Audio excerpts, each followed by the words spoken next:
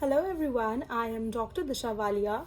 I graduated from School of Medicine, Angelus University Foundation in July 2021 and I appeared for the December 2021 FMG exam and I passed with a score of 195 out of 300. The June 2022 exam is around the corner and you're one of the FMGs who is allowed to write the exam and you're going to give the exam and you're looking for some motivation to study for this exam, then this video may be of some value for you. No, I'm not going to tell you what to study and what not to study.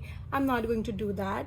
But I'm going to share with you my experiences so that you guys don't make the mistake which I made during my preparation phase.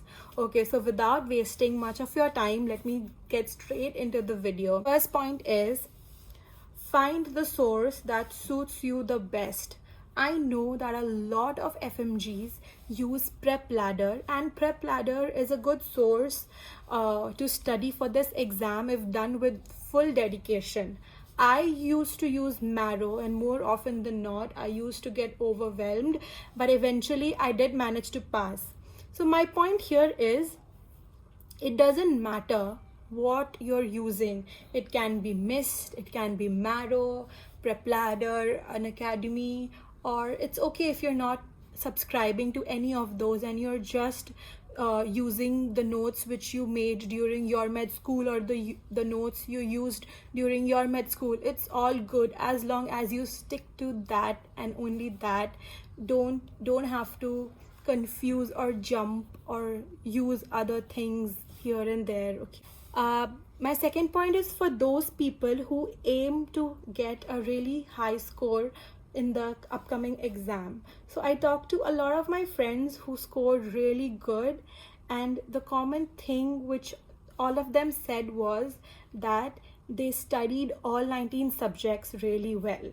So keep that in mind. You have to study, you cannot leave any subject. Okay, coming on to the third point, which is very important. Try to solve at least previous 3 years sample papers, question papers. This, I'm not saying that the questions will be repeated by telling you which are the topics you need to study better. All right, moving on to the fourth point. The fourth point is based on the pattern of the exam. Questions these days are more integrated type. So understanding the concept is 100 times better than memorizing facts. You won't get questions according to the blueprint which is provided. You won't get a pure anatomy or a pure internal medicine or a pure physiology question. No, you won't have that. Rather than that, you can expect, let's say, a question from the cardiovascular system or the gastrointestinal system. Yeah, like if I'm not wrong, there was this one question where a cross section of heart was given and we had to identify the chamber, but the catch was that the heart was kept in an unusual orientation. My number fifth point is, do not indulge yourself into watching revision videos which are available on the internet. So this is a big mistake which I did before exam. Rather than revising my own notes, I used to watch the chanting videos, the super fast lightning speed revision videos and all such videos, which were available on YouTube for free. One video led me to another. Solve these, do not forget these 40 questions before your exams, all these things. And I used to end up watching such videos the entire day rather than studying my notes. And after my exam, I realized that none of that actually helped me. If I sat back and studied my notes or revised some other things, it could have been more useful to me and it would have given me more confidence. So if you are someone who has not finished studying your syllabus, please stick to revising your notes rather than directly watching those videos. On to the next point. If you're someone who has returned home recently, I'm sure it must be all family time at home, meeting cousins, meeting friends, meeting relatives, helping parents at home, helping parents with work, etc. etc. In all this, I just want to tell you, do not forget your study time. You have to dedicate enough time for your studies every day. And especially if you are someone who is going to study all the topics for the first time, it is very important for you to know where you stand and how much you need to study. Alright, so my next point is also related to this. If you are sharing rooms with some of your family members and you think that you are not able to focus because that's the reason, then you really need to have a talk with them. Find yourself a peaceful room where you can focus, and if that's not possible, find yourself a peaceful spot, and trust me, after you pass, your whole family will be so proud of you. Alright, so moving on to the next point. My next point is based on statistics. I'll read it out for you guys. According to National Board of Examination, a total of 23,349 people appeared for the FMG December 2021 exam.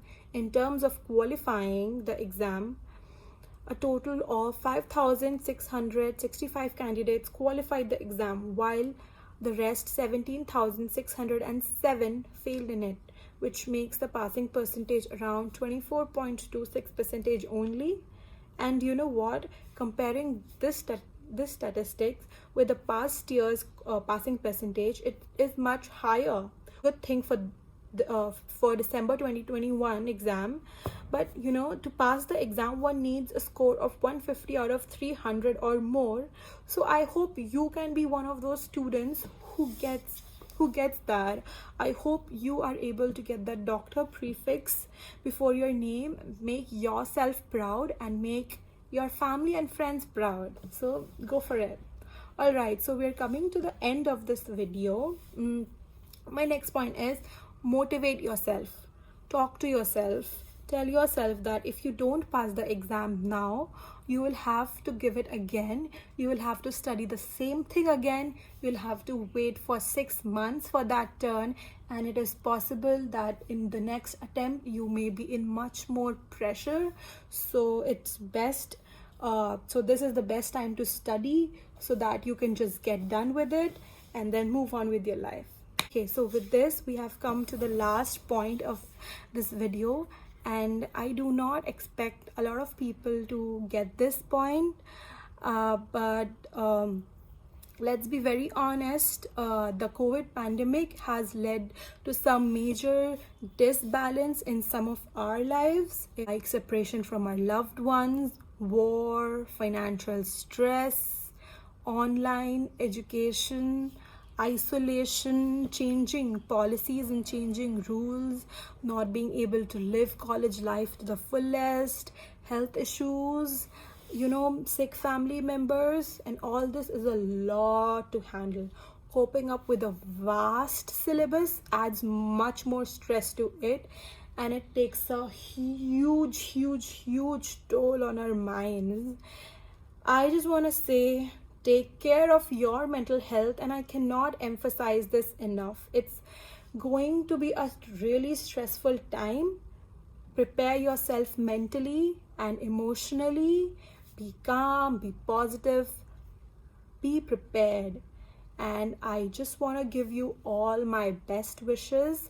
I hope you all make yourself proud. You have survived the whole MBBS journey. I'm sure you'll all pass this exam too.